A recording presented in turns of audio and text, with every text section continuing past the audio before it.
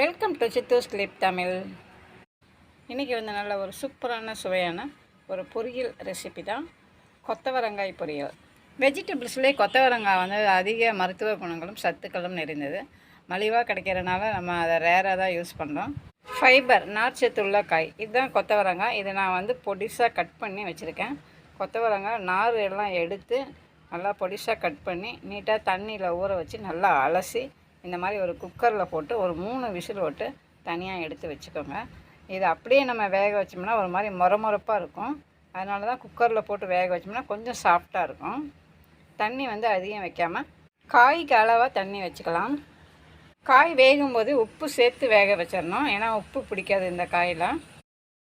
காய் வேக வைக்கிற அந்த நேரத்தில் ஒரு மிக்ஸி ஜார் எடுத்து அதில் ஒரு 3 டீஸ்பூன் தேங்காய் துருவல் போட்டு ஒரு அரை டீஸ்பூன் சோம்பு, இந்த சோம்பும் தேங்காய் துருவலையும் சும்மா ஒரே ஒரு சுற்று தான் விடணும். ரொம்ப தேங்காய் வந்து மையாக அரைக்கக்கூடாது, மேலே நம்ம தூவி விடுறதுக்காக தான். இப்போ ஒரு கடாயை அடுப்பில் வச்சுருக்கேன். அது நல்லா சூடானதுக்கப்புறம் ஒரு 3 டீஸ்பூன் எண்ணெய் ஊற்றிக்கலாம்.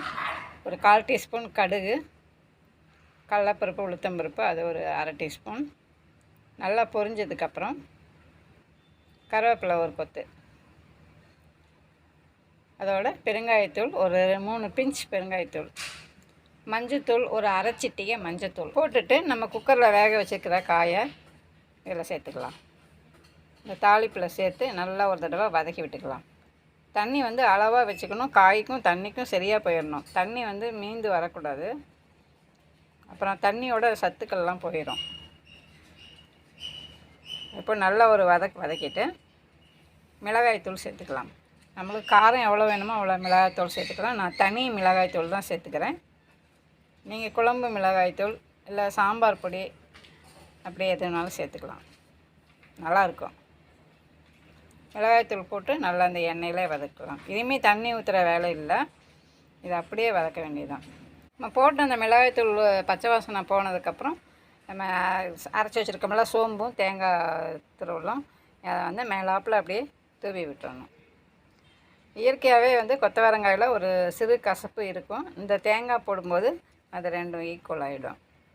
இந்த கசப்பு தன்மையே தெரியாது, நல்லா டேஸ்ட்டாக இருக்கும் தேங்காய் போடும்போது.